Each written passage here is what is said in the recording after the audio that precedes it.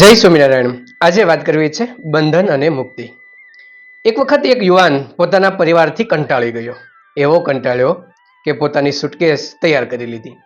2-3 જોડી કપડાં ભરી અને રાત્રિના સમયે પોતાનું ઘર છોડી ભાગવા લાગ્યો અને બહાર નીકળી ગયો. રસ્તામાં તેમના જૂના એક શિક્ષક એમને મળી ગયા. શિક્ષકને જોઈ તેને વંદન કરવાનું તેને મન થયું. ત્યારે તેમના શિક્ષકે પૂછ્યું કે આટલા સમયે આટલી મોડી રાત્રે તું ક્યાં જા છો? ત્યારે તેમના શિક્ષકને એ ખોટું ન કહી શક્યો અને કહેવા લાગ્યો, ગુરુજી, હું મારા પરિવારથી ધરાઈ ગયો છું. ગુરુજીને નવાઈ લાગી. આથી તેમની વાત જાણવાની તેમને ઈચ્છા થઈ. કીધું, બેટા તું અહીં બેસ, મારી સાથે વાત કર. બાજુમાં એક ઓટલો હતો, ઓટલા ઉપર બંને બેઠા.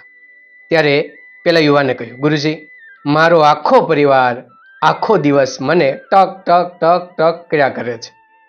તારે વ્યસન નહીં કરવાના, રાત્રે મોડું નહીં આવવાનું, ગમે ત્યાં ભટક્યા નહીં કરવાનું, કપડાં વ્યવસ્થિત પહેરવાના, આમ સલાહ ઉપર સલાહ સતત મને આપ્યા કરે.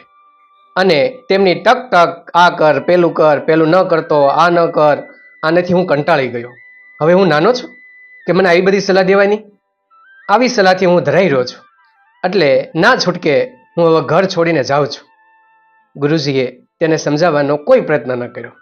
તેમને કહ્યું, જો ભાઈ, અત્યારે તું ઘર છોડીને જા છો, રાત્રિના 12 વાગ્યા છે. આ સમયે તને બસ પણ નહીં મળે, ટ્રેનનો સમય પણ વહેલો છે. એમ કર, તું મારા ઘરે આવી જા. સવારમાં તારે જ્યાં જવું હોય ત્યાં જજે. એમ કહી એ ગુરુજી તેમને પોતાના ઘરે લઈ ગયા અને ત્યાં જઈને એક ખાટલા ઉપર તેમને બેસાડ્યો.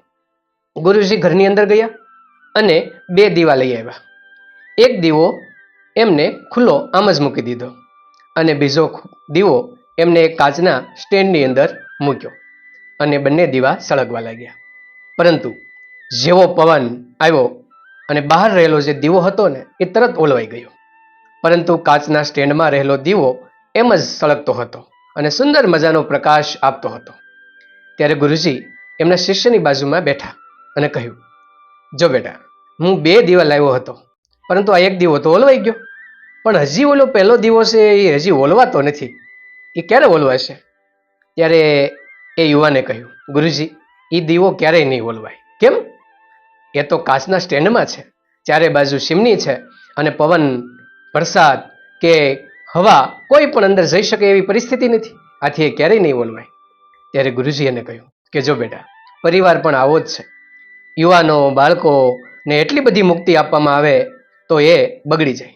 આ દીવાને જેવો આપણે બહાર મૂક્યો તો એની ઉપર પાણી પડ્યું તો પણ ઓલવાઈ જાય, હવા આવે તો પણ ઓલવાઈ જાય, ગમે એ પરિસ્થિતિમાં તે ઓલવાઈ જાય. પણ કાચની ચીમનીની અંદર જે દીવો છે ને એ અખંડ રહ્યો છે.